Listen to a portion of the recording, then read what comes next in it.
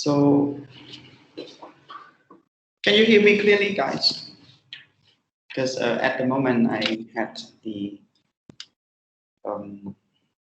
internet disruption as well. But now, can you hear me clearly, everyone? Yes, right. Yes, sir. We can hear you clear, loud and clear, sir. All right. Okay, so but this we can, start our discussion. So hopefully we can finish for like 7:30 or 7:15. But all of you are at home now, right?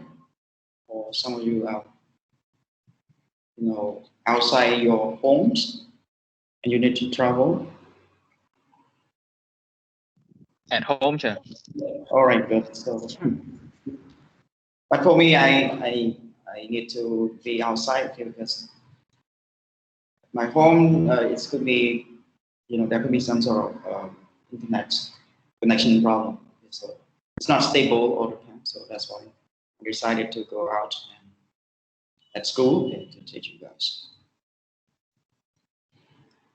Okay, so is there any question from the previous chapters before we jump to our today's discussion regarding chapter 3?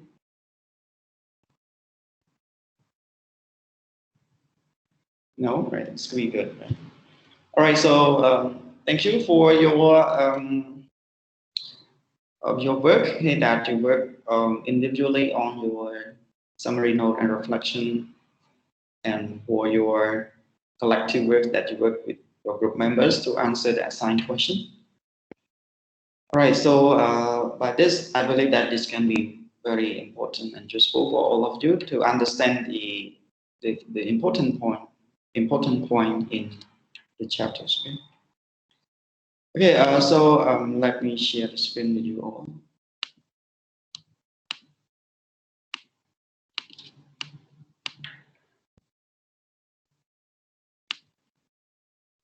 Okay, so can you see the screen I shared with you? Yes, sir. All right, so okay, so by this today we will discuss another important chapters. Okay, and we will look at the state and democracy. So it also links to the previous part that we talked about the modern state development, right? And especially you understand the 4 important stages of the modern state development. Right? So, but by the way, you can see that this chapter links between state and democracy. So, by this we can see that we are going to discuss the last 2 important stages regarding the 3rd stage and the the last stage of the modern state development in terms of mass democracy and welfare welfare state, right? Okay, so by this, the topics that we are going to cover within our today discussion, we will look at some important key terms that can help us to understand the democracy, right?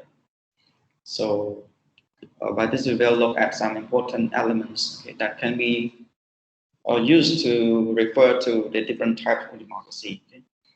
And also, we will discuss the the power of the state, and also we look at the modern state and democracy. And to some point, you can see that it can be controversial in the way that the state power can be in decline because of some reason. Okay, and we will discuss about this.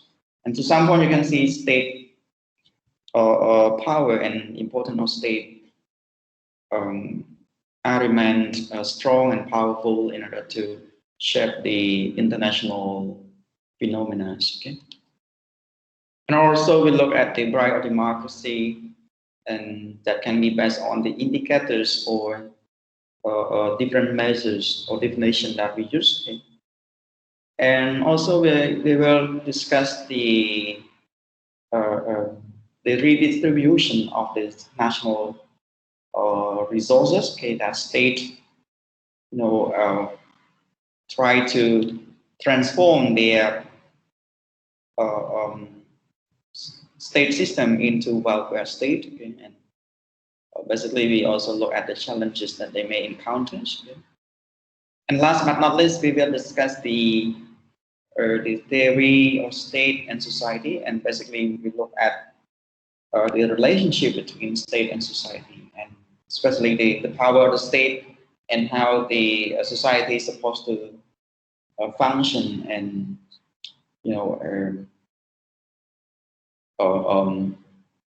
involved in the state affair.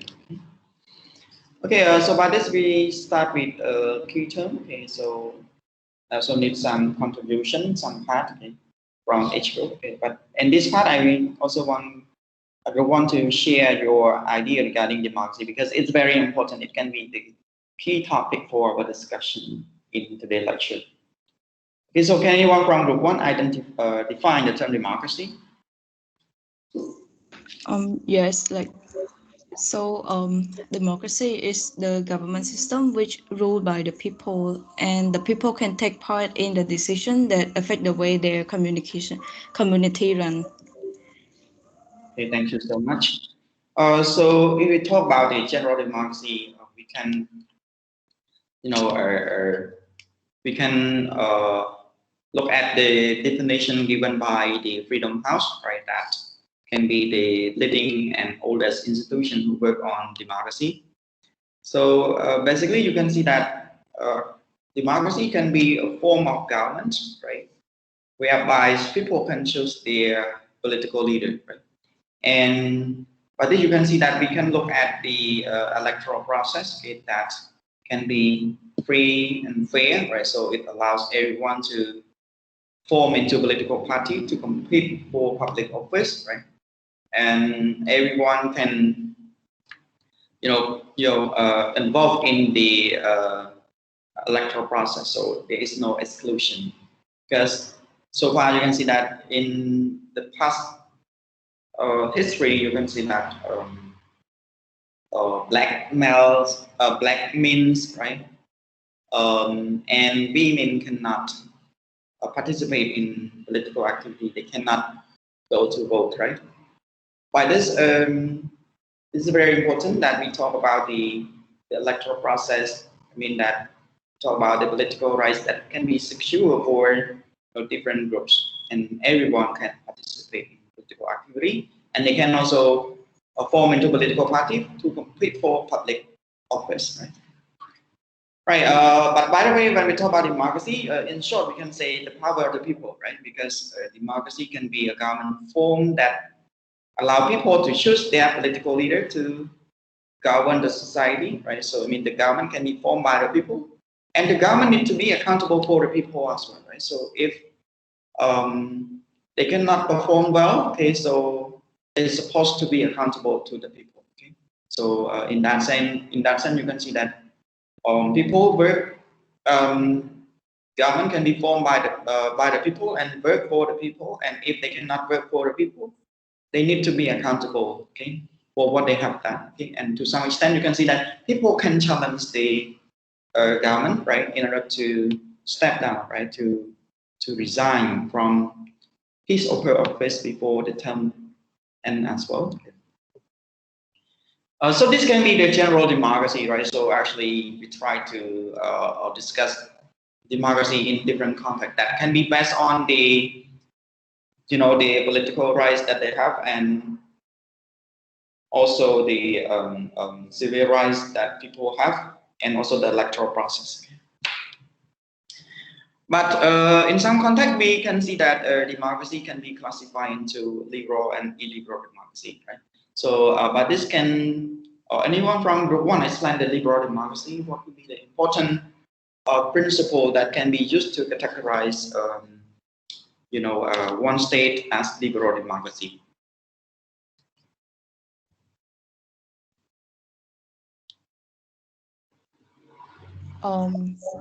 So the definition of the liberal democracy, it is generally understood to be a system of government in which people consent to their rulers, and rulers in turn are constitutionally constrained to respect individual rights. So the important thing or principle of the liberal democracy is the individual right. Okay, thank you. Yes, individual rights can be important. So there could be some important democratic principles that we can use to refer to liberal democracy. So one of which can be the civil and political rights. So this can be something important that the government needs to ensure that the civil and political right can be, guaranteed by law. So basically, you can see if you look at the constitution, the fundamental and the common civil and political right can be secure, right, for different part of the population or different group in the society. And another important principle we can look at the institutional arrangement, right, the state institution that can work independently, right? So basically, we have these three important branches of the government, right? So legislative body, executive body, and judicial body can work independently, right? And based on rule of law. So rule of law here means there is no one is about law, right? So law can be used in order to constrain the way the state institution work, right? So they need to work based on the law, right? So if they violate the law, so they're supposed to uphold their accountability. They need to respond for what they have done, right?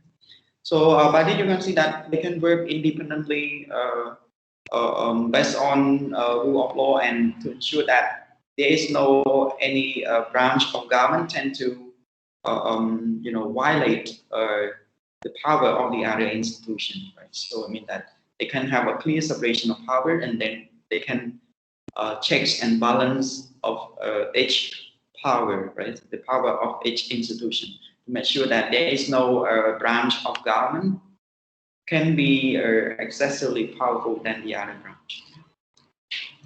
And another principle can be based on system of free and fair election, right? So the election that can be transparent, right? Can be free for everyone. Everyone can participate in choosing their political leader, or they can form into political party in order to compete for public office, and there could be a peaceful transition of power after the election. So, by this, the election can be conducted peacefully without any using force before, during, and after the election. Right? So this can be something important, and it makes sure it also important to have a transparent government. Transparent electoral election committee as well, okay, and work without any political independence from any political party. So all of this can be the important characteristic of the free and fair election.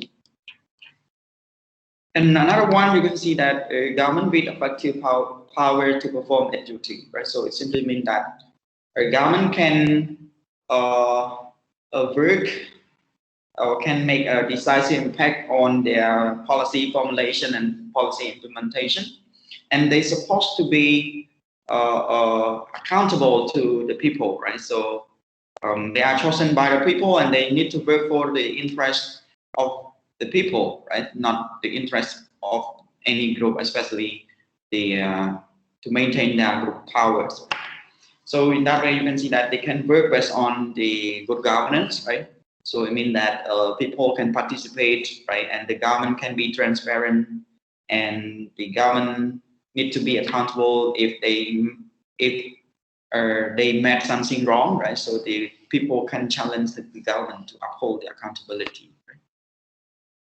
All right. So all this can be considered as the liberal democracy, and this kind of democracy can be found in the Western European state, or in US, right, or in Canada, right, or in some part in East Asia, like Japan or South Korea.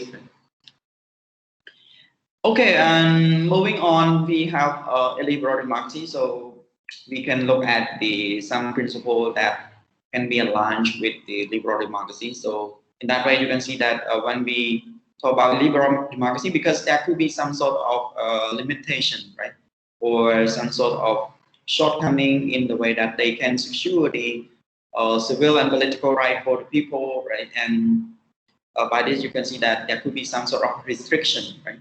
So people are not, are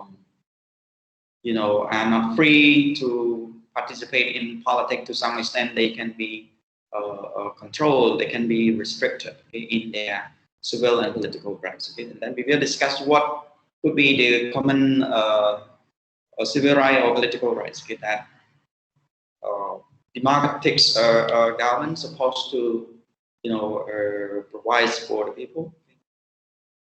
And also we look at the way in which that the state institution work. To some extent, you can see that there is a lack of checks and balance, and especially you can see that for a liberal democracy, you can see that the government, the executive branch of government, tend to be excessively powerful, right? So to some extent, they can control the will and the procedure of the legislator, and the legislator, to some point, normally approve with the policy proposal or any kind of draft law or bill proposed by the government, right? So in that way, you can see that there's a lack of checks and balance, okay, and maybe there could be a strong political party system, right? And in this way, you can see to some extent the elected representative from any political party tend to work for their to serve the interests of their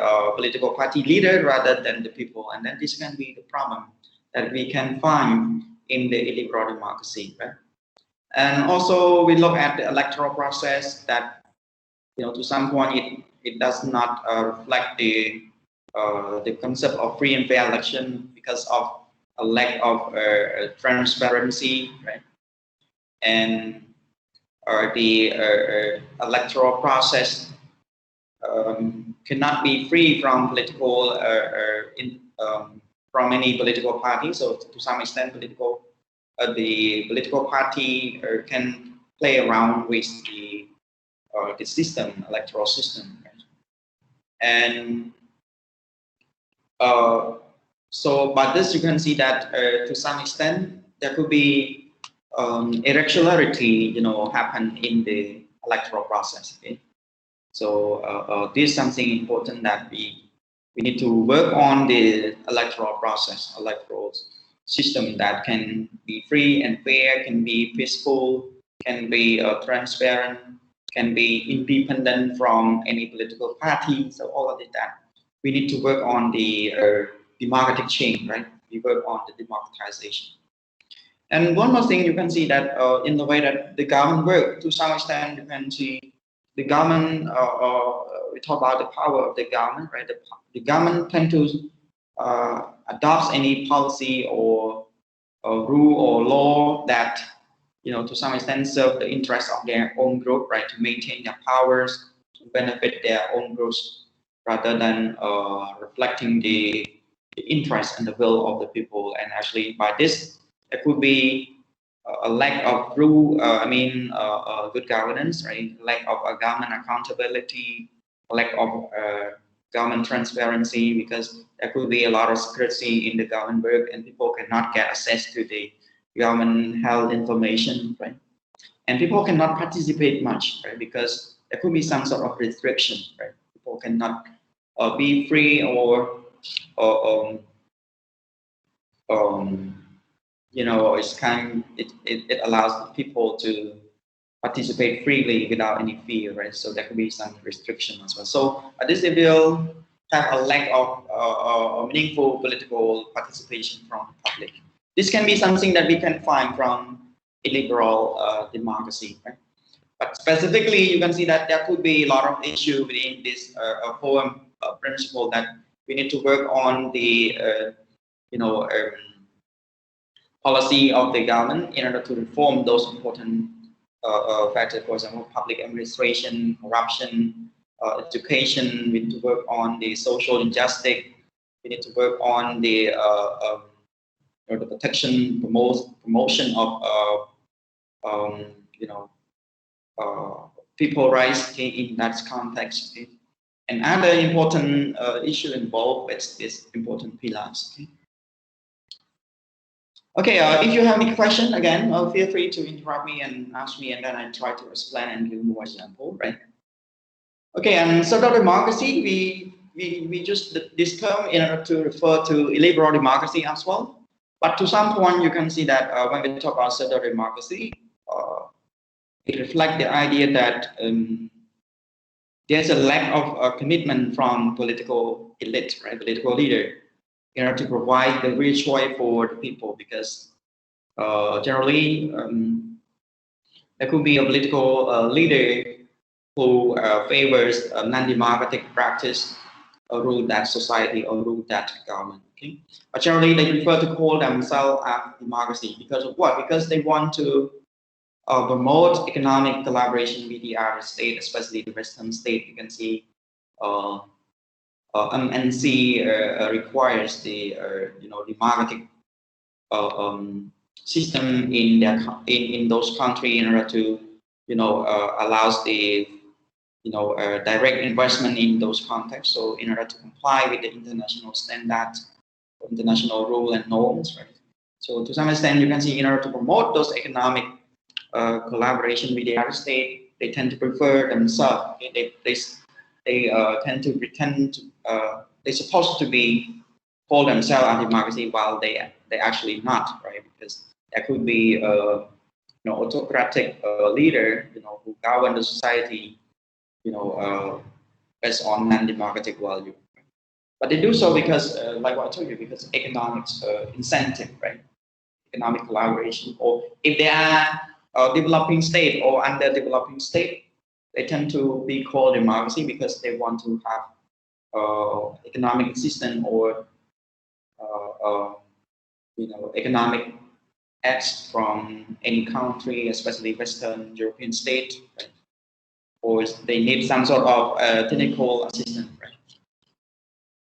Generally, it's very similar to illiberal democracy, but somehow when we talk about illiberal democracy, it means that to some point,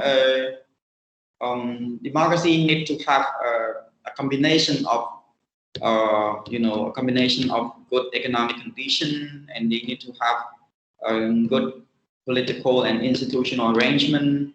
They need to have a good social and political culture for the good or for stable democracy, right? So in that way, maybe the political leader have a commitment, political commitment, in order to make any kind of democratic reform in those areas as well. But somehow they need time, right? Because democracy, stable democracy, or liberal democracy, need to be built for a long period of time. It requires long-term process. It can be a never-ending process, right? In order to be called liberal democracy, right? So in that way, when we try to differentiate between liberal democracy and pseudo democracy, because pseudo democracy can be a liberal democracy, but somehow it also there is a lack of commitment from political leaders as well. Okay? Okay, and representative democracy is another term that we use to refer to illiberal democracy, because in this form of democracy, people cannot participate much. They just use their political rights only during the election periods, okay? Especially they go to vote, but after the election, they tend to be passive, okay? So by this, they cannot contribute more in the you know, political activity or political outcomes, right? So in that way, we may call representative democracy because there could be some sort of restriction, or maybe there could be a lack of political participation from the people by themselves because they have some sort of political culture that tend to be passive in that way. Okay? Okay, and another term we have participatory democracy, right? So this can be called another types of democracy, that people do not only participate in the political activity during the election, but they also involved in the government decision making process, especially during the policy planning, policy formulation, policy implementation, or policy evaluation. So they tend to participate in all processes. Okay? So if they feel that government are not doing the right thing, so they can participate at any time. Okay? But generally, when they participate too much, it can be a problem for democracy as well, because maybe they just participate for their group interest, right? But if they just participate for the public interest, that they focus more about the post-material value, right, ideal values, and then it will be good for the society, right? So we need to have a good political culture from the political from different political actors, especially the people as well, right? And we will discuss this more in the next following chapter, and also in the chapter 9, right, regarding the political culture, political attitude, political behavior of the people. Okay, and we talk about democratization. It can be something important that this can be used to refer to the process of the democratic change, right? Like they work on the democratic reform, okay, in in the way that they provide political rights, civil liberty for the people. They make any kind of democratic reform in the state institution, right, that work based on rule of law. They make any kind of democratic reform that can ensure the free and fair election, and also the how government can work based on good governance principle. People can participate. The government can be more transparent. The government can be more accountable. Right? So this can be something that they need to work on, those important aspects, right, to be more democratic, right? And this is supposed to be a long-term process or never-ending process, because every government in the world they need to work on the democratization. Even the U.S., that can be the oldest democracy in the world, you can see that they need to work on the democratization as well, especially fight against racism or discrimination, social segregation, or it can be the inequality, right, between the different groups in the society, and cultural diversity, or maybe a government corruption, right, a lack of transparency, to be more open government, right, or the way in which that the state institutions work independently, or because recently you can see that the President Donald Trump tend to violate the power of the other institution as well, right? So that's why you can see that they need to work, gradually. It can be a long-term process, okay, or never-ending process in any country, right? There is no perfect democracy. That's why you can see that democratization need to be form, right, in order to improve those areas. And globalization, when we talk about globalization, we talk about the growing interdependency, right? So it means that there could be,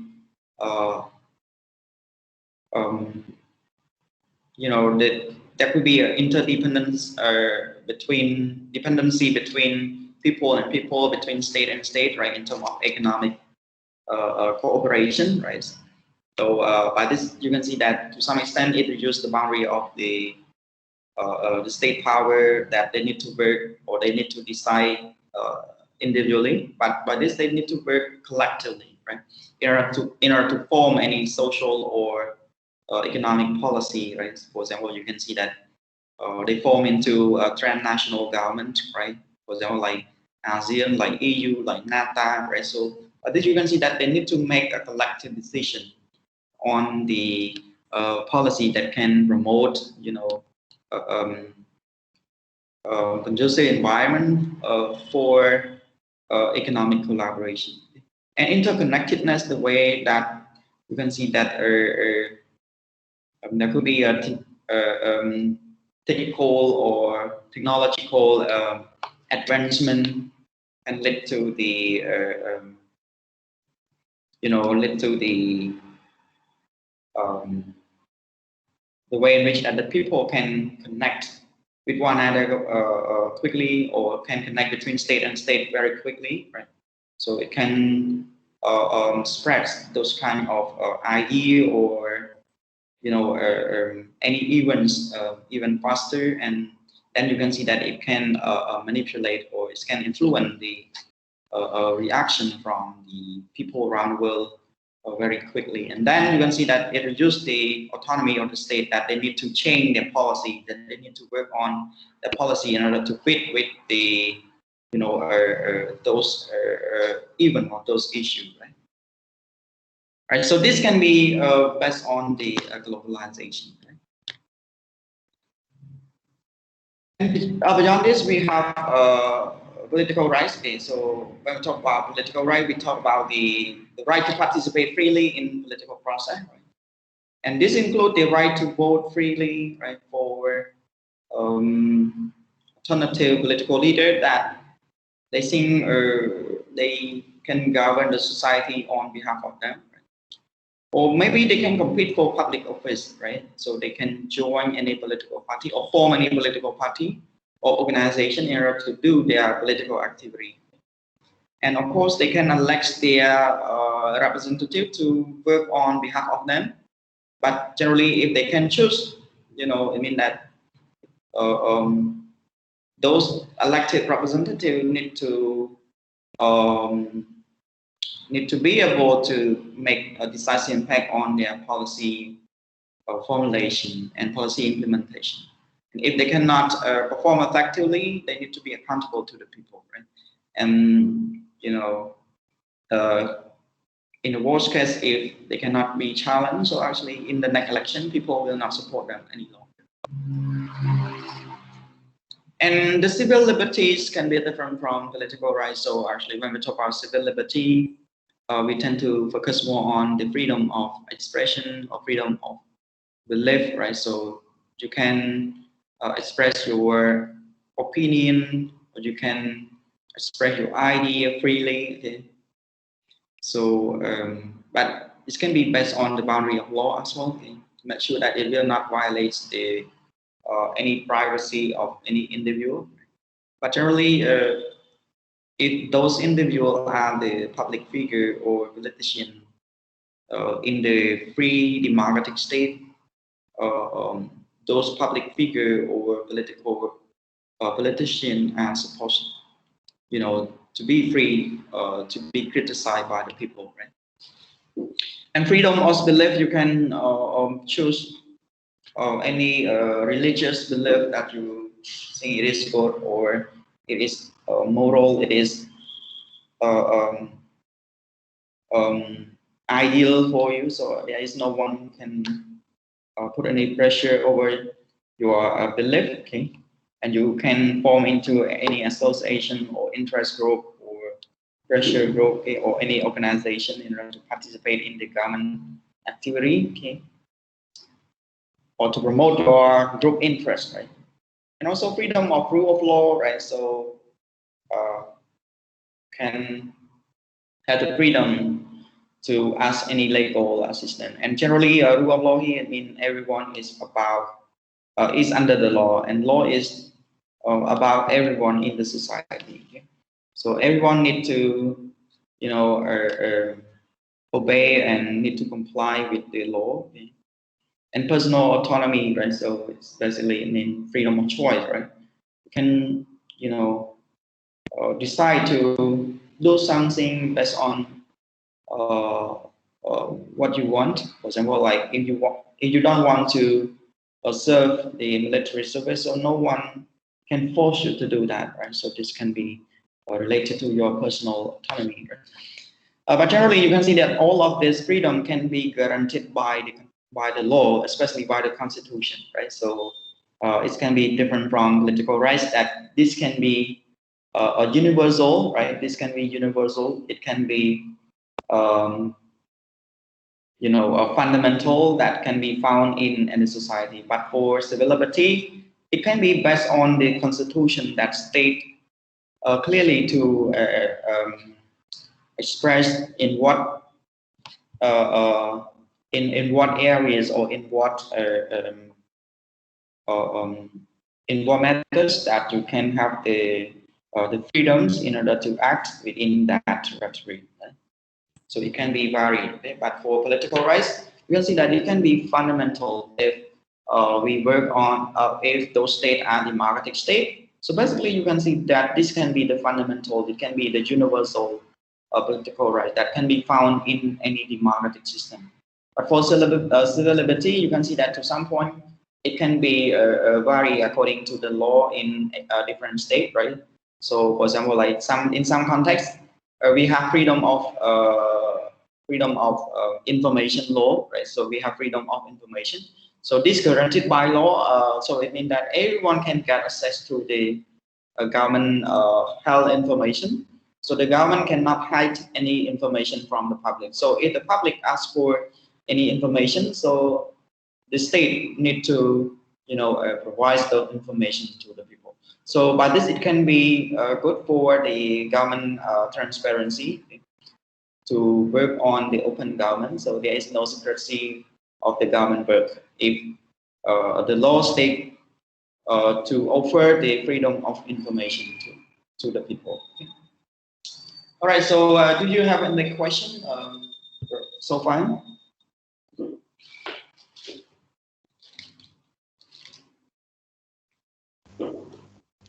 Hello, teacher. No. Okay. Okay. So let's move on. So group two, can you have explain this question? So because to some point you can say that the power of state can be controversial. On the one side, they think that the power of state or the importance of state can be in decline, right, in terms of their power. While the other group try to, argue that the importance of state or the power of the state remain powerful that shape many international phenomena. So can you explain this? Okay, in what way or under what condition that state power seem to be in decline? Yes, teacher.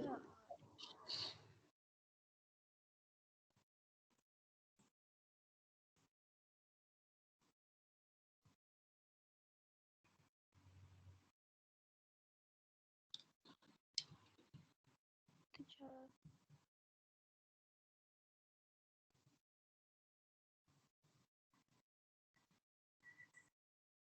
So simply like no one from group two. Teacher, do you hear me? Oh, speak up, please. I cannot hear you. Speak So, up. Yes. so I will start now. So, part of the globalization process involves the emergence of international organization, multinational company, non-government and international body that challenge the preeminence of states, and they are now beyond full state control and regulation. So, with the growing of international interdependency and interconnections, along with the um, along with collective international arrangements and agreements, the power and the importance of states seem to be in decline due to the limited freedom that a state can has in controlling its own affair now. Generally, um, a state used to have full control of its own affairs and policy. However, with the involvement of the international community, states tend to have limited capacity or power in having a full control of its own affair when it comes to human rights issues, especially. So basically, states have responsibilities to protect their own people, but when this cannot be guaranteed in its own state, uh, it would be fallen to the international community to intervene in this circumstance, and states themselves could not claim its absolute power to that issues.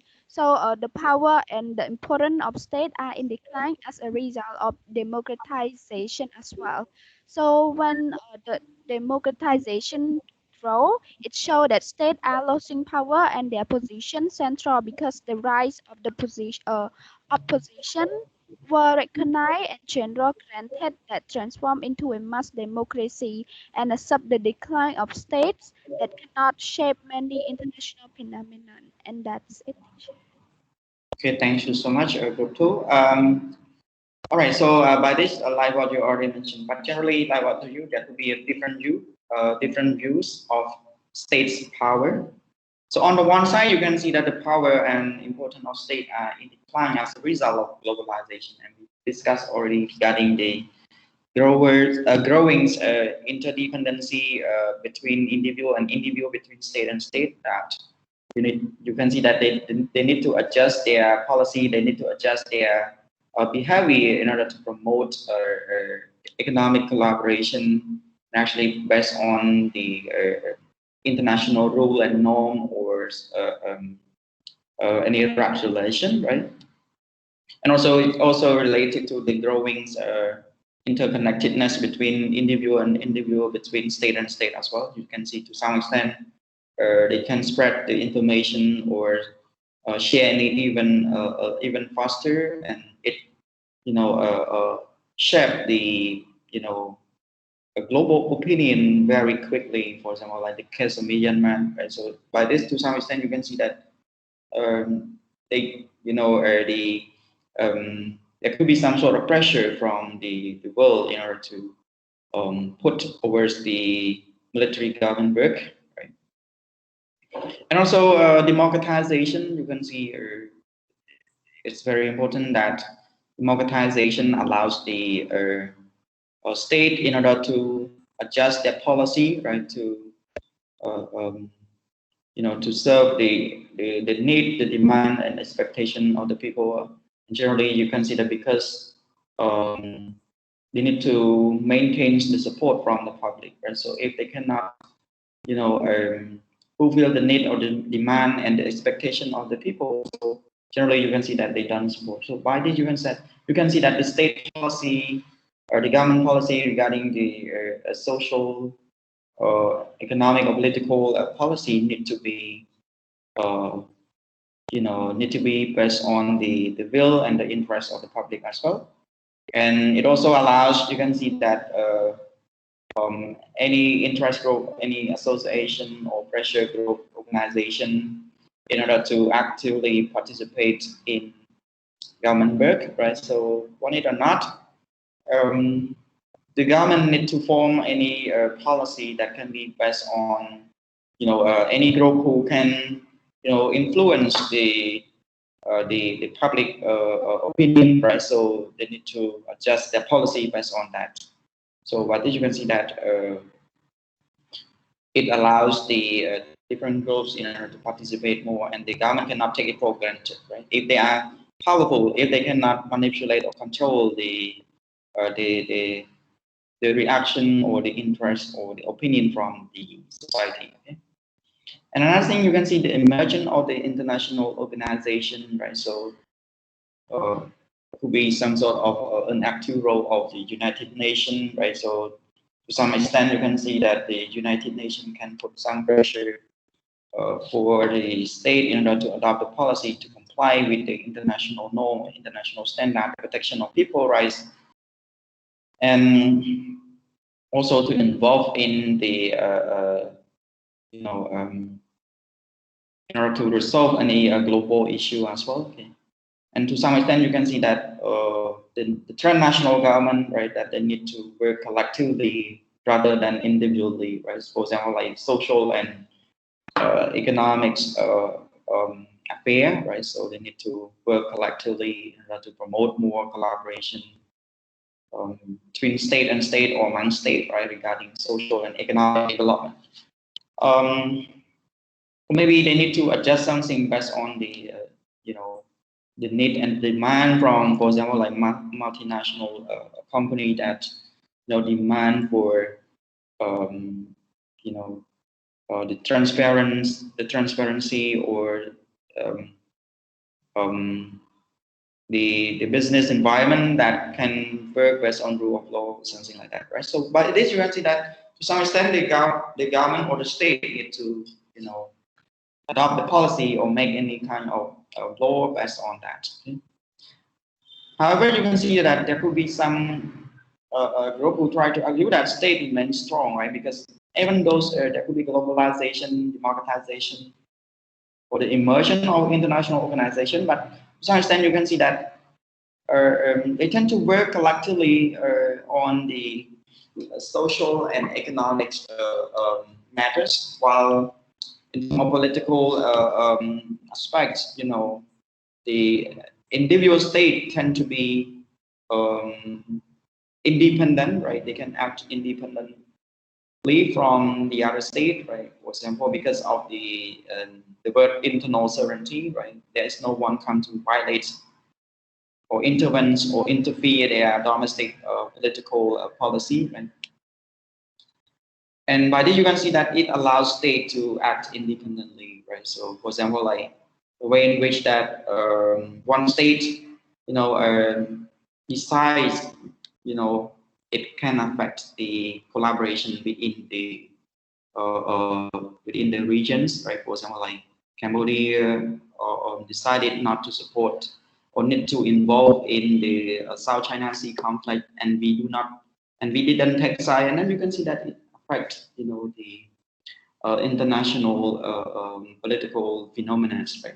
That can be seen that the power of the state can be strong, and to some extent, you can see that the power of state can act independently in order to ensure the you know, the social order, right? To maintains the uh, the law compliances within the society, to maintain national unity, to avoid some sort of anarchy, right, or lawlessness, right, or to fight against any kind of insurgency group or terrorist group who want to make any kind of problems in the society. And then you can see that the state have the legitimate, you know, the legitimate power, right, to use physical force. So they can be the only institution that can claim the monopoly of the legitimate use of physical force. So that's why you can see that to some extent the government can, you know, justify their policy that can be based on the interest of the public, right? So they uh, they know what would be important, right, for the society, right? And then um, there is no any state who can influence their, you know, policy as well. Okay? Right. So that's why you can see it can be controversial. But I think the book state clearly. You can read it, and also you can read the controversy between the state power, and then you will be able to, you know, make a conclusion whether or not that you agree and in any part. But generally, you can see that they try to give enough reason to explain that, right? Okay, so let's move to the next part. Can anyone from group 3 explain the important characteristic that we can use to categorize democracy, right? So what would be the democratic principle that we can use in order to, you know, in order to indicate that one state is democratic or non-democratic state? Yes, like the most important characteristic to distinguish between democratic and non-democratic state are citizens' right and election and parliamentary accountability. First is citizen right can be used to identify identify whether the state is democratic or non-democratic, because democratic state prime characteristic is the political right and the right of citizen. So in constitution of some country, and most of them, the democratic state always start with an establishment of human rights before political institution. And the second characteristic is election and parliamentary accountability. Um, this characteristic is used to identify democratic state because the citizen involved in the government process in election in order to elect the leader that can represent for them. So for other states that don't have the citizen right and election and parliamentary accountability, they are considered as the non-democratic state. That's all, teacher. Thank you. All right, thank you so much, Group 3 representative. So you are right. So basically, you can see, in order to answer this question, we have to look at the citizen rights, election, and parliamentary accountability, right? So generally, you can see that if one state practice democracy, it means that the protection of people right can be the prime concern, right, in their society. So by this, if we look at the constitution that they have, basically after the sovereignty or the head of state, right, the king institution. So basically, we look at the rights of the people, right, the duty and the responsibility of the people, and then you can see that the political institution and the power of the state can be defined that, right? So that's why we can say that protection of people right can be the prime concern for democratic state, right? So by this, we can look at the some common people rights, okay, that can be guaranteed by law, or it can be universal as well. So the most common rights of citizens include, right, the freedom of speech and the press. So this can be guaranteed by the Constitution. So freedom of speech, you can express your opinion, right? You can criticize the government work, right, in order to make constructive change. Also freedom of press. Okay, so you have the right to get a pluralist form of information. But generally, like what I told you, there could be some sort of difference between freedom of press and freedom of information. Because when we talk about freedom of press, it means that just only the journalists or those who work in the media sectors who can get access to the information. Maybe the public official information, right? But if we have freedom of information, so ordinary people like us can get access to the government health information as well. So this can be guaranteed by law, right? And freedom of religions and freedom of belief. So you can have your own religious belief, or you can have your own way of thinking, right? So you can decide what is good or bad, what is right or wrong, what is moral or immoral. So you have your freedom of choice. Okay, and freedom of assembly and association, right? So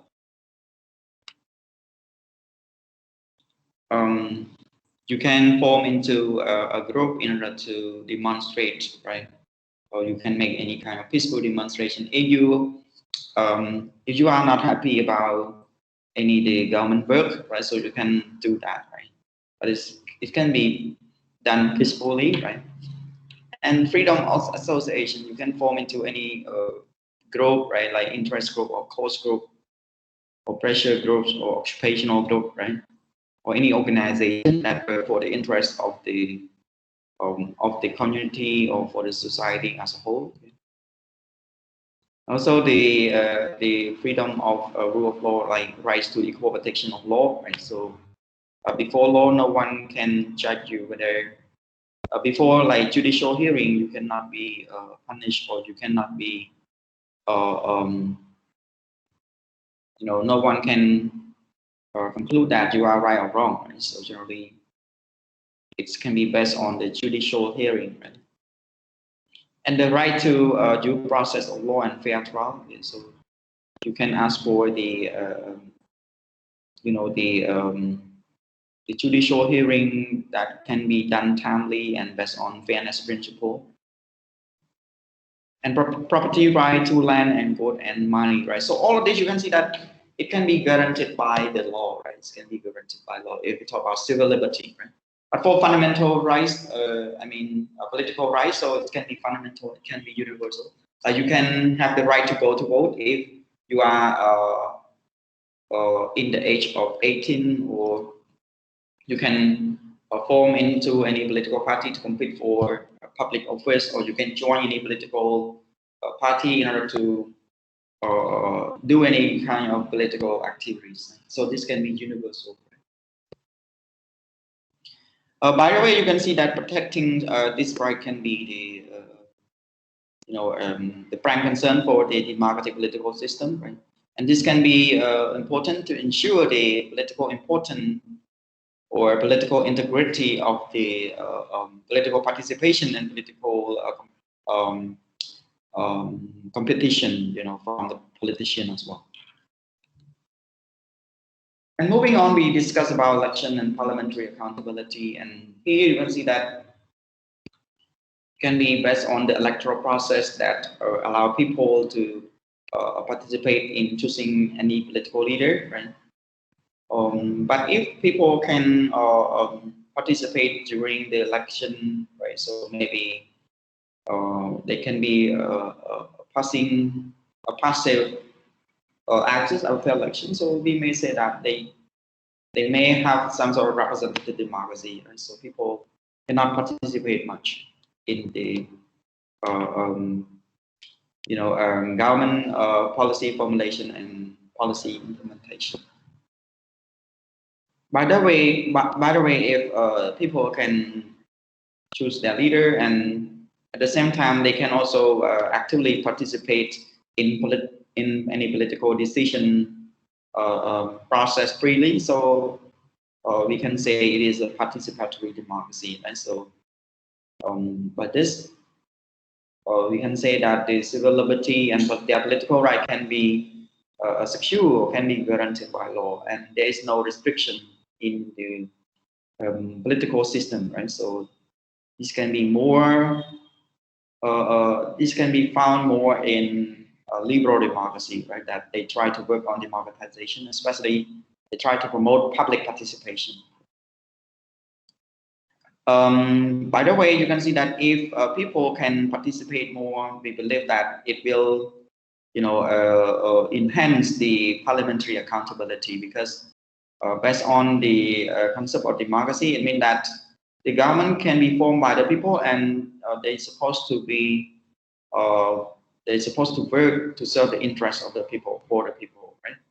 And it means that their elected representatives need to be accountable for the people. Okay? If they cannot make any decisive impact on the policy formulation and policy implementation, so those elected representatives need to, need to be accountable for the people, right? Because they are chosen by the people, and if they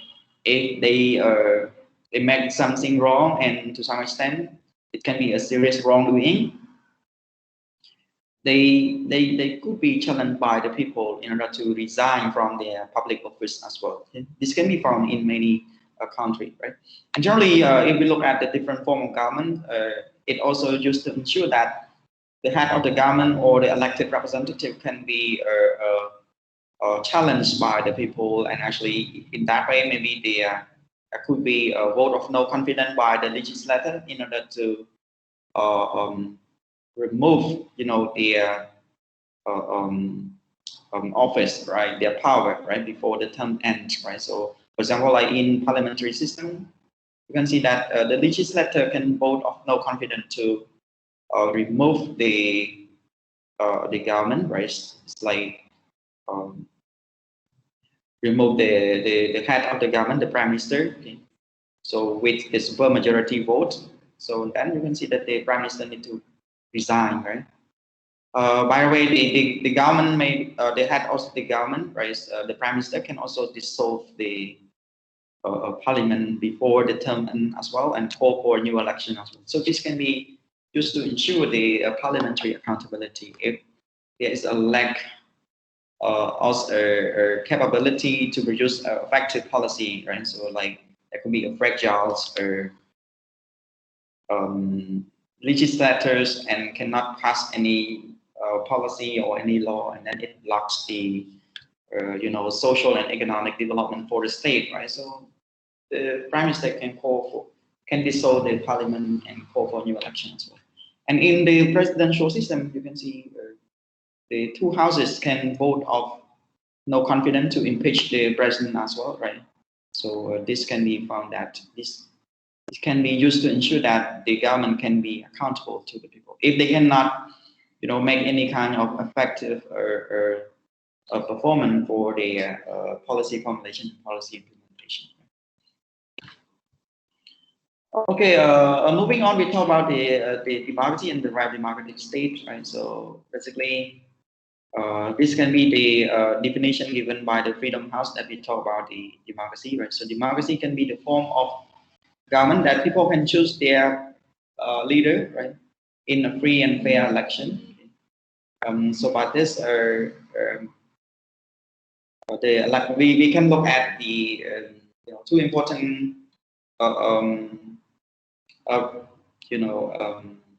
category that that we can see here. This can be the civil liberty, right, and also the political rights of the people, right? So generally, you can see that this can be the way that the Freedom House use these two important categories in order to score the democratic practice in different contexts, right?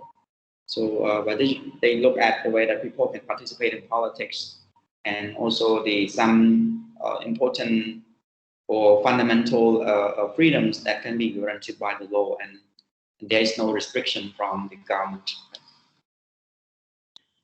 However, if we base on this definition, you can see that in 1900, right, in 1900, right, in this year, there is no any state that could be called democracy, right? Because of what? Because at first, even though they adopt democracy, but you can see that black men could not participate in politics, and women cannot participate in politics. They cannot go to vote, right, until the late 20th century, right, the end, almost the end of the 20th century, that women can participate freely like men as well. Okay? So that's why you can see that if you look at in this year, there's no one state could be called democracy. But if we look into the year 1950, so there could be 22 states that allows, some sort of free and fair competition, right, for public office, and people can vote, right? So, by this, there could be 22 out of 80 could be categorized as democracy, right? So this can be at the end of the World War II, right? Okay, and by 2000, the number of democracy rose to 119, right? So it could be like 70% or 80% of the of the total state in the United Nations, right? So this could be a large number of the democratic state that increase over time, right? So that we can look into the civil rights and the civil liberty, political right and civil liberty of the people, right? That people can vote, they can choose any leader, right? They can stand as a political candidate to compete for public office, or they can join any political activity, or they can express their freedoms, freedom of speech, right? Or they can conduct any peaceful demonstration, freedom of association, or freedom of press, right? Or freedom of belief, and so on and so forth, right? By the way, you can see that according to these last 15 years, there could be some sort of a little bit change, right? Especially within the last 15 years, you can see that the free state can decrease from 89 to 82. So there could be 7 states whereby they move from democratic practice to non-democratic practice. Okay. Well, you can see that the those countries in the middle part here, within the last 15 years, it could be 58 and 59, 60. So it's we find like it could be at about the same number of states that practice democracy, but actually it is they could be called partly free, like illiberal democracy. Right? But by this, you can see within the last 15 years, there could be like 9 states, right? 9 states move from, I mean, you know, the non-democratic state increased from 45 to 54, and so there could be 9 states move backward from the democratic practice, and they practice non-democratics, right? So that can be something that we can question, right? So what could be something related to the democratic practice? Is there any something wrong with democracy or what? Right? So by this, I think there could be some explanation regarding this, why there could be some state move backward from democracy to non-democracy, right? And basically, you can read more in the finding from the finding of the Freedom House Network on democratic ranking, right? So they work on scoring and ranking of those states, and then you will understand that, right? So you can go to the website of the Freedom House, and then you can read more. Okay, next, there could be some other scholar, right? So Martin Lipset can be the one of the well-known, you know, political sociologists. He focused more on the democratization of democracy as well. And basically, he defined the democracy as the political system that allows the competition, right, for government office, and there could be free and fair election, right? And the election can be conducted based on a regular interval on the 4 or 5 year basic, right? And without the use of force and without any exclusion, right? And secondly, you can see that people can participate in selecting their leader and forming the party as well. Okay? So by this, we can say that it can be participatory democracy. And so you can see that the civil and political liberty exists to ensure the integrity of political competition and participation. So there is no restriction, right, from the government, right? The government needs to ensure that people can exercise their fundamental political rights, and they can use their civil liberty equally, right, without any unfair treatment, right, among different groups. So based on definition, how could we say about this kind of democracy? So basically, we may refer to liberal democracy, right, like democracy in the United States or democracy in the Western European states. Right? But if we look at the democracy in the other part, say only in Asia, maybe we cannot find this kind of democracy except, you know, Japan or South Korea, or even in India, there could be some sort of restriction as well. Okay, so from this point of view, we can see that the democracy can be variable and not phenomenon, right? Because we can see it can be changed, can be developed over time based on the democratization, right? And generally, you can see that the different definition or different indicators that used to measure the democratic practice in different context or different state can be varying as well. Okay, so if we try to classify democracy in Cambodia, so actually we cannot, to some extent, it cannot be called democracy, right? If we based on the Martin Lipset definition, right? So that's why it's very important that democracy can be a variable. This can be, you know, it's not a fixed phenomenon. If we use because actually we can use a different definition, right, to categorize whether it is democratic or non-democratic. But basically, fortunately enough for us, because we have Freedom House, right? That can be the oldest and leading institution that produce very consistent and very systematic indicators and method in order to score or to rank the democratic practice in different uh, uh, contexts around the world, right? So in that way, we can rely on the finding from the Freedom House because they tend to work more on the important value of democracy in terms of the way in which that people can vote, people can compete for public office, and people can have civil liberty, that they can express their freedoms of expression, they can exercise their right to participate in any kind of group or any association, they can make any demonstration, right? So this can be something that we can do. Generally, you can see that it can be based on the political right and civil liberty, right? So this can be the two important category that covers the political environment in any society. Generally, you can read more, and then actually you can see what could be the important area that these two important category in terms of civil liberty and political rights dominate the other important aspect, especially in order to indicate about the democratic practice in any society. Okay, so now let's move to, like I told you, if you have any question, feel free to raise it. And now move to next part. I need help from group 4. So can anyone from group 4 explain this one? Hello, Lex. Yes.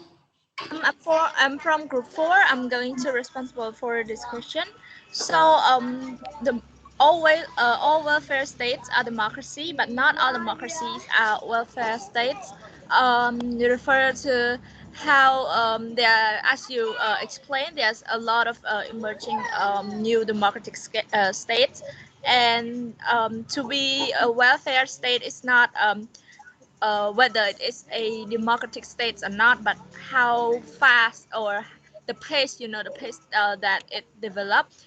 So we can see that a lot of welfare states like Scandinavian country mostly are, already democratized, but we can still see that most democratic states are not a welfare state, right? They already provide their citizens the civil political rights that their citizens deserve, but then the development pace is not, allow them to provide all the hospitality to the citizen. For example, like free transportations or um, like healthcare for the old people, or budget or subsidies for the disabled, or those who are jobless or something. So we can see that this explain why all welfare states are democracy, but not all democracy are welfare states. Another explanation is that some welfare state is not even democratic states at all. So I guess this is why they said all welfare states are democracies, but not all democracy are welfare state. Thanks, Lex.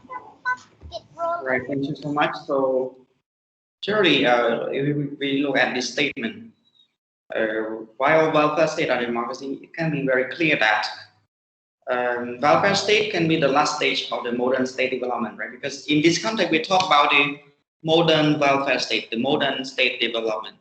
So in this way, it's very clear that when we talk about welfare state here, we do not include the non-welfare state, non-democratic welfare state like China, like Singapore, like Brunei, or like the other state that can work on the, social security protection policy for the state. Because here, it means that we try to include the quality of social, economic, and political opportunity among the different part of the population, right? And if we look at the 4 important stages of the modern state development, it means that welfare state can be the last one. It means that they transform their state system from the mass democracy, right? So, but this doesn't mean that they are also democratic state.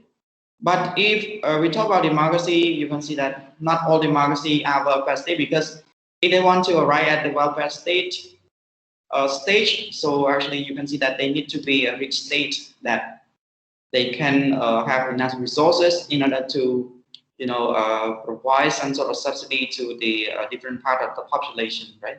So by this you can see it's very difficult, because not all democracy states have the the same national resources, right? So you can see that the national resources can be vary from one state to another, and those states who are not rich state can be very difficult. Even democracy, you can see that it's very important. It's very difficult for a government in order to adopt some sort of social and economic policy to satisfy the need, the demand, or the expectation for the people, right? So by this, for poor state or developing state or least developing state, could be very difficult. Just only democracy could be hard enough for them. But it does not mean that they cannot arrive at the welfare state if they have a strong commitment and strong willingness to work on the democratization. So we still believe that they can move towards the welfare state in the future, right? So possibly they can, arrive at this. Okay. By this, it can be based on their commitment, based on their willingness to work on their political reform, right, democratic reform. Okay, but here, just like what I said, right, according to Rakhans, right, so he pointed out that within the third stage of the modern state development, so people demand for political rights, right? So by this, there could be some state, develop mass democracy in their state, right? They provide political participation and also the,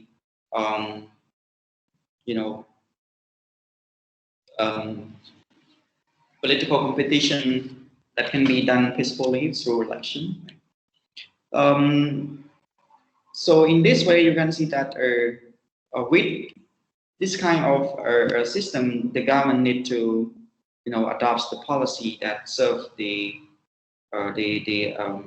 need and the demand and expectation among different group of the people. So you can see that because if they allow democracy, it means that people can form into groups. Generally, they form into group and put any pressure or demand, the government to adopt the policy to favor their group interests. And then you can see that with the growing citizen demand over time, when it or not, you can see that they will press the government to work on the any kind of social policy that can be can support the different part of the population, right? That they can focus on the equal national resource and redistribution, right? So by this, to reduce the gap between the rich and the poor, and maybe the poor can get access to the same quality of the social, economic, and political opportunity as well. And then they put pressure the government toward the welfare state. But it can be hard, right? Like what your friend already mentioned, that the state spending vary very considerably from one country to another, right? Just only the longer a state is democracy, the higher its public spending is likely to be, right? So you can see that because the government are supposed to, design social and economic policy that serve the need of different groups, right? So by this, it's important that they need to have a good economic condition, right, in order to, respond to the need, to different group timely, right, within a very short period of time without waiting until the next election, or something like that, right? Generally, here you can see that every emergence, the life in democratic state, you can see this is supposed to be the role and the responsibility of the state, that they need to work on school, hospital, roads, bridge, have libraries, or even provide some sort of financial support to some group of people to work on their to provide some sort of to support the entertainment or sport activity for the people as well, right? So by this, you can see that just only democracy can be even had for some state because they have limited resources. The resource scarcity can be the problem, and also there could be a economic system that cannot you know cannot be developed in order to serve the need or the interest or expectation of the people, and then it will be a great burden for the government in order to adopt some sort of policy that can be too ambitious policy, right? If we want to focus on the social welfare state policy, right? So because you can see if we focus on the social welfare state policy, state's supposed to have all the students to go through the university, right? So at least they can have the undergraduate degree, right? So they finish the university, and this can be free for them, right? And they get the same quality of education. And also they need to support the patient, right, to get access to the free healthcare services with good quality as well, like the rich people as well. And also have the disabled people or unemployed people, right? So all this can be the responsibility of the state, right? And they need to work on the policy to support the younger generation and also those people who already got retired, right? They need to work on a lot of money to pay for the pension for the older people, right? And also they need to work on the policy to support the poor people or vulnerable or the underprivileged. So all of this can be related to the national resources, right? They need to work on the social policy that ensure that all of this can be fulfilled or can be offered to the different part of the population. So for states where they have limited resources, national resources, it can be difficult. But this is something important that they need to work, gradually in order to improve their economic condition, right? And then possibly they can work on their policy to redistribute those resources among different parts of the population, and to make sure that there could be a small gap between the rich and the poor, right? It's not about how to to reduce the economic disparity, a big interval between the rich and the poor. Okay, and generally, if you take a look at this one, you can see that if you want to be a modern welfare state, you can see that you need to spend a lot of social expenditure. Like France, they spend 31.2, Belgium's 28.9, Finland's 28.7. Austria, the total GDP. So you can see a lot of money that they need to have, right? Okay, Japan, right, like 21.9 as well. This could be a large number of money that they have to spend on the social security protection policy. Okay. Okay, so now let's move to the theory of state and society, and there could be four major approaches to explain the relation between state and the society, right? So we will look at state supremacy, state dependency, interdependency, and separation and autonomy. Okay? Right, so can anyone from group one have explained this theory, the state supremacy?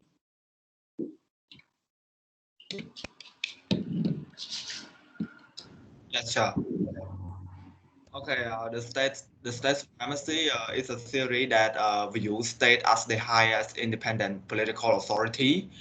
So it means that there is no interest group or no any civil society can influence the state to do this or to do that. And moreover, state is not a product for civil society. And but it has consequences as well when we view state as a supremacy, because it can lead to etatism. It's generally used that when the when the state has a powerful, when state is powerful, it's led to the threatening of the social and individual rights. Okay, thank you so much. Okay, you are right. So based on the theory, I try to argue that the state has the supremacy and dominance over society. So, I mean that the state, has the supreme power that they can be independent of the society and they can be about the society, right? It's not even the state does not rely on the society because the state is independent from the society. The state is not a product from the society, right? So this can be aligned with the idea of the Aristotle that state, has the supreme power to, make a legitimate authoritative decision on the behalf of the other group. So they can control or manipulate, the behavior of the other group. So they can issue and enforce the rule and law, right, in order to dominate the society.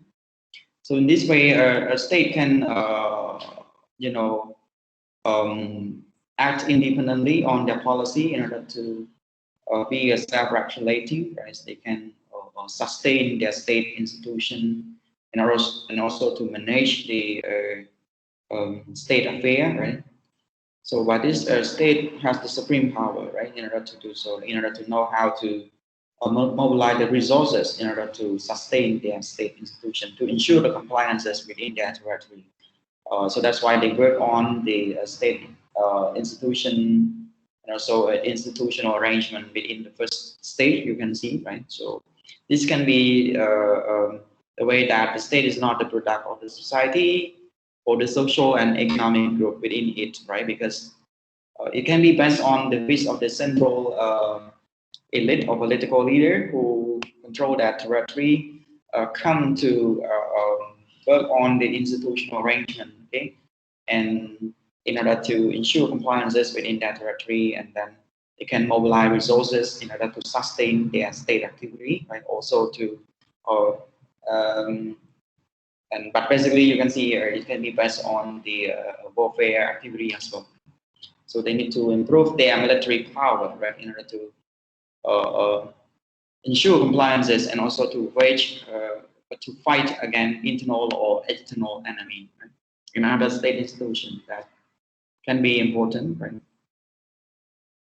All right, so by this you can see that this theory aligns with the statism, right, or etatism that applies a great emphasis on the state power, that state has a supreme power and they can uh, um, act independently to to ensure the social order, right? Also the law preservance, right? The law protection, and to ensure the everyone complies with the law and to avoid some sort of anarchy or lawlessness. Okay? And by this, you can see that the policy of the state can be can be designed based on the interest of the society and the state know what could be the best for the society, okay? And to some extent it will come to limit the social and individual rights, okay, if we look at the statism theory, okay? And this can be true that you can see that there could be many states that we can use state supremacy to explain about their decision making process, okay? Their the way that the state make any decision. So this can reflect to the non-democratic state. So it can be very true in non-democratic state. But for democratic state, you can see this can be used to justify the, the context whereby they practice liberal democracy, right? Like partly free. So people can be more free towards the social and economic opportunity, but for political opportunity, you can see that states tend to preserve those political decision. That state know what could be the best for the society, and to some extent you can see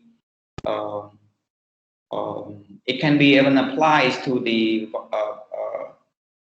liberal democracy as well. For example, during the economic crisis, or during the crisis of the widespread disease. So you can see even the liberal democratic state, they can adopt any policy in order to restrict the social and individual rights, and also to govern the behavior of the people in order to protect the widespread of the diseases. Right? You can see they can adopt some sort of the state emergency law, or they can adopt any kind of secondary law that pass immediately without going through the legislative debate, right? Without any legal discussion in the legislative branch, right?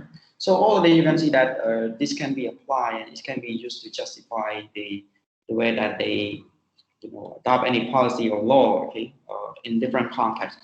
And then you can see that the power of the state in some context are independent, right? It can be, especially in the political sphere, right? Political domain. Okay, state dependency. Can anyone from Group 6 explain this one? The state dependency, they stress that the state is the instrument of the dominant class, or instrument of to strengthen the position of specific interest group in society and in the capitalist society. And it's referred to the interests of the capitalist class. That's all. All right, so thank you so much.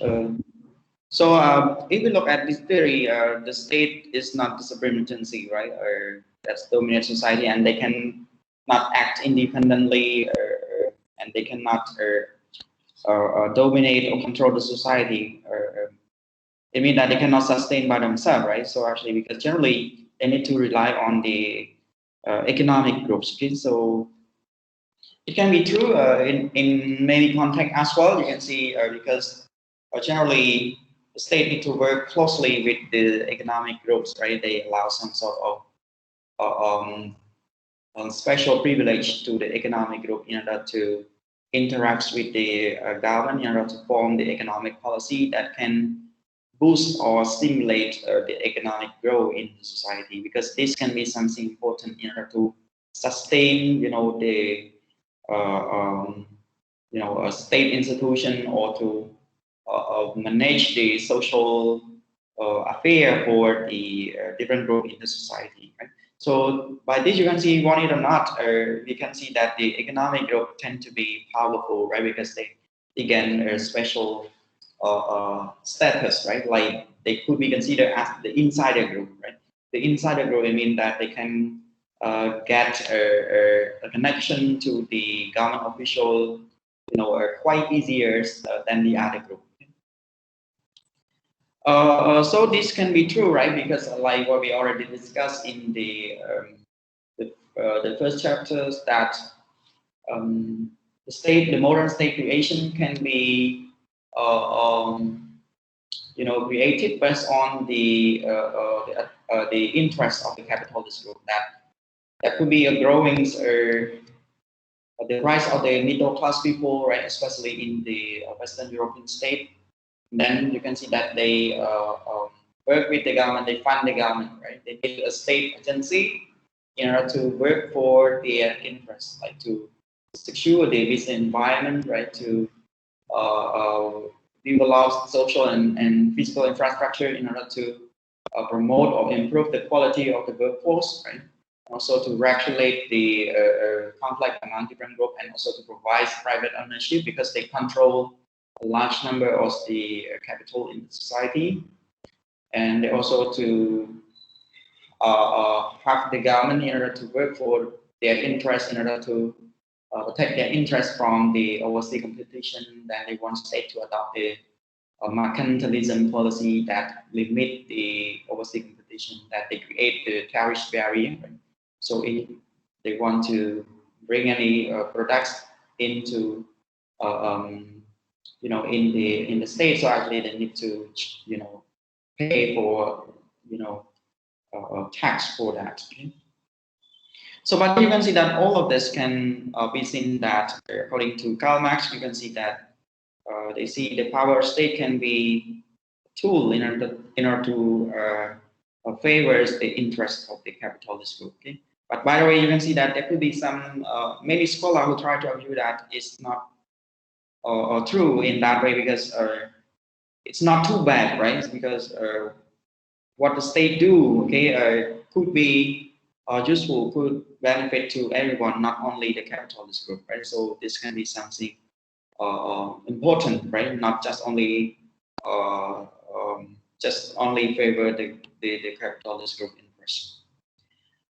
But by the way, you can see that later on, Marxists tend to allow some degree for independence of the state, right? I mean that to some degree, right?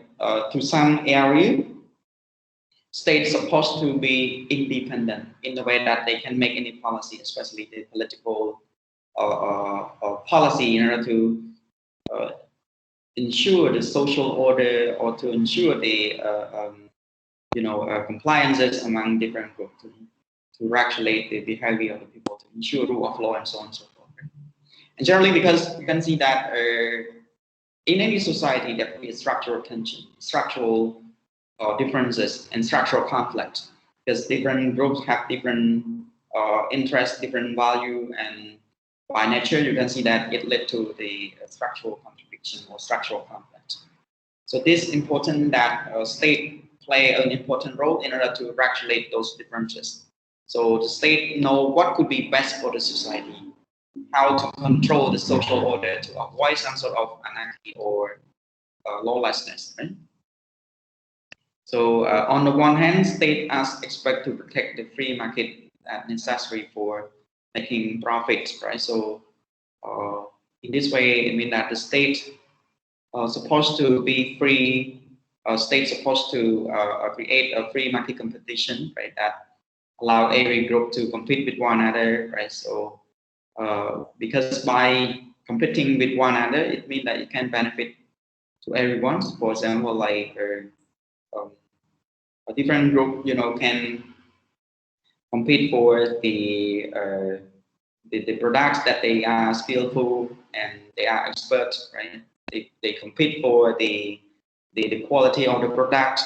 They also compete for the price of the product that they can, sell to any customer, or they can compete for the public, for the services that they can do, right? So about this, you can see that based on those competition, it will a benefit for the consumer, or it can benefit for the seller as well, and different group that they can exchange those products with one another, and then it produces the universal prosperity in the society. That can be based on the concept of the invisible hand outlined by the Adam Smith, right? So states supposed to be independent in that way. They do not intervene, right? States supposed not to influence the market activity, but at the same time, state supposed to work independently in order to maintain social order, right? To ensure the rule of law, and also to ensure that the social and physical infrastructure can be developed based on the policy of the state that can be prioritized in order to improve social and economic development for the society. So they know what or where can be the most prioritized places that they need to work on first, right? So but this can be something that the state can be independent, right? However, state can be dependent on some social and economic group, because you can see that because of the structural tension in the society, right? So the state activity can be increased over time, right? So by this, it's important that the state needs support from the social and economic force in order to work on the social economics development within the state, right? And at the same time, it means that they can work in order to to support their group interests as well. Okay, so by this you can see to some point you can see that the state allows the civil society in order to work for their group interests or for their community development, right? And also they need economic growth in order to work with the economic policy of the state in order to, on the one hand to promote their business environment, to promote some sort of stable business environment, and at the same time to enhance their predictability about the social and economics affair for the economic growth. And also the state also benefit from boosting or growing the economic GDP as well, right? So all this you can see that they need to work dependently with one another. So by this, that's why you can see that we can see that there could be some scholar who try to argue that there could be interdependency between state and the society. And can anyone from Group 7 explain this one? Interdependency is the exchange of relationship between state and society, and it has been mentioned that since the modern state has deeply involved with the society, and economic regulation, so society is becoming more complex as well as differentiated, and so this complex require for the state coordination, regulation, and applications. And with these two of the society uh, and and state approach, so it's impossible to say that one either of them dominates the others.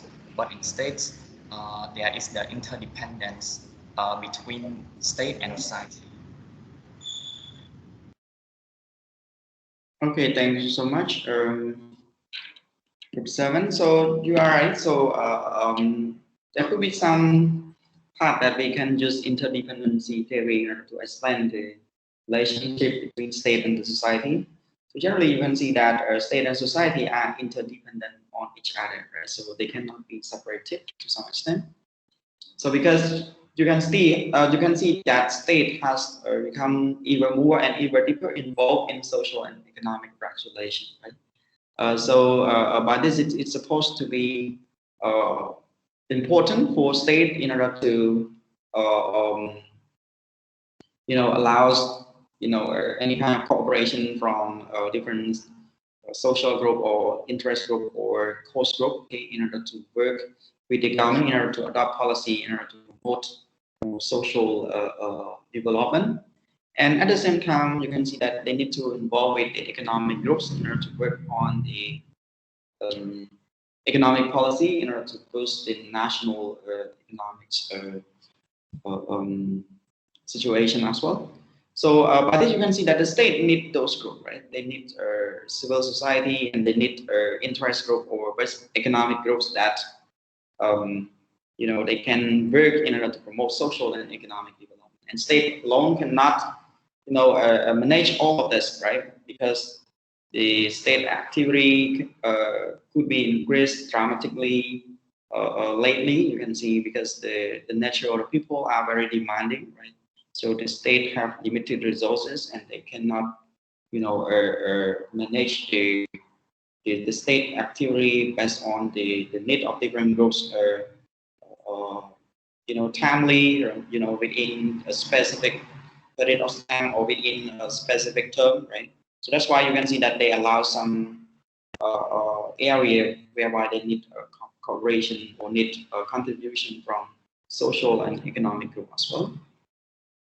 However, you can see that the society cannot be because they need to rely on the state in order to exercise their to use the physical force to maintain social order, right, or to ensure the compliances among the a different group. I mean that rule of law in the society, right?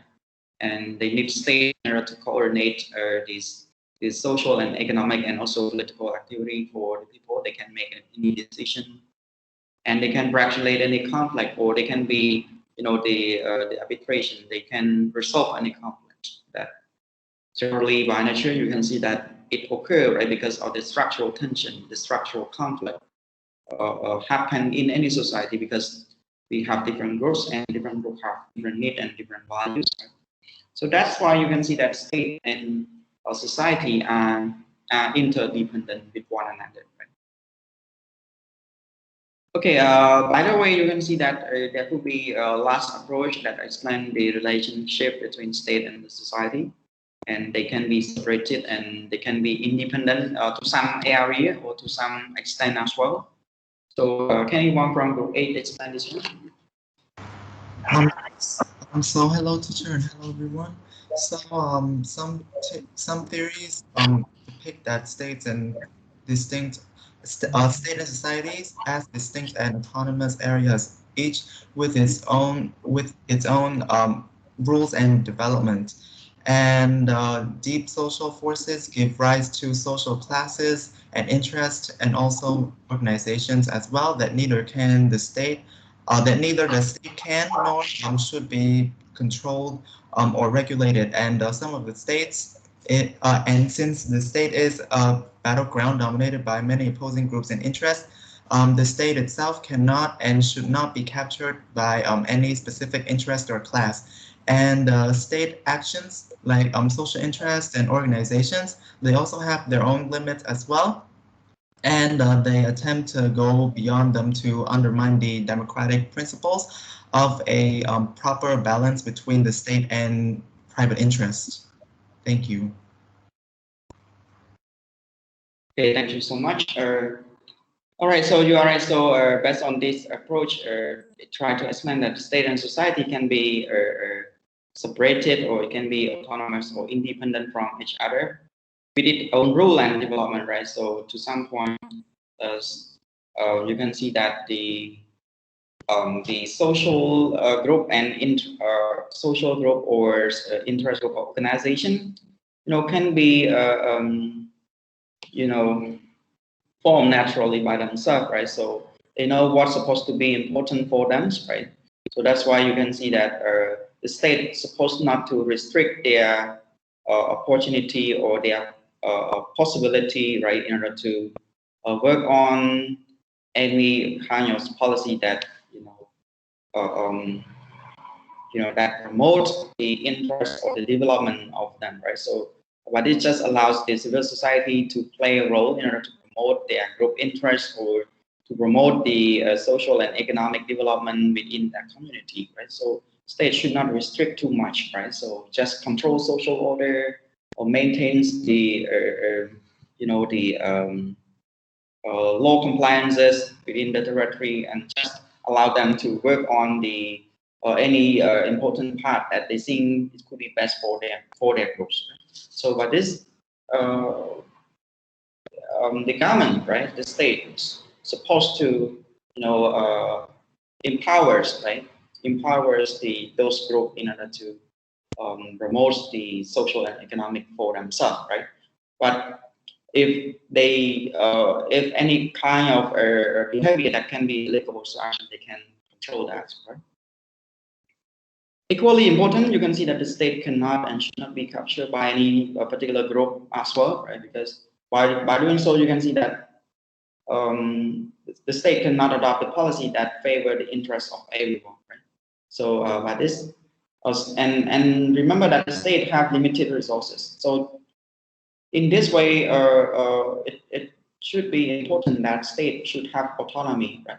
They have their own independence in order to decide what could be the best for the society, what could be important, what they should prioritize in order to reflect the interest for everyone, not just only as any specific group or any class, right, in the society, not like Kalmas that the state supposed to work on the policy in order to favor the capitalist group. But the state should, know best what could be the best for the society, and then they can promote the social economic development and ensure the compliance and promote social order and fair competition and so on and so forth. Right? Okay, we come to an end. So if you have any question, you can raise now before we finish our meeting.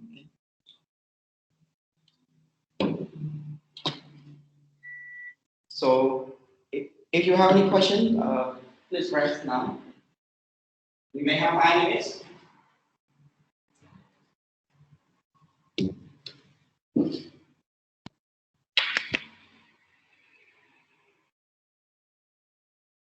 So no question, right?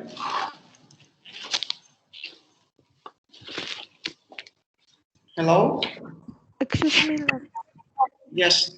yes, could you drop us the slide in the class material, because we didn't see the slide. All right, okay, I will do it. Okay, thank you so much for reminding me about that. Okay, any other question or any concern? You can raise now, okay? Otherwise, I will end the meeting because I have to travel back home as well. For me, I don't have questions. All right. How about the other? No, like. All right. Thank you so much, guys, for your participation and attention. Okay. So have a good weekend, right? And have a good day for upcoming holiday because next week we don't have class, right? So, but come back, we can, resume our class as normal. Okay. All right. Goodbye, guys. See you. Goodbye. Bye, Yeah, goodbye, everyone.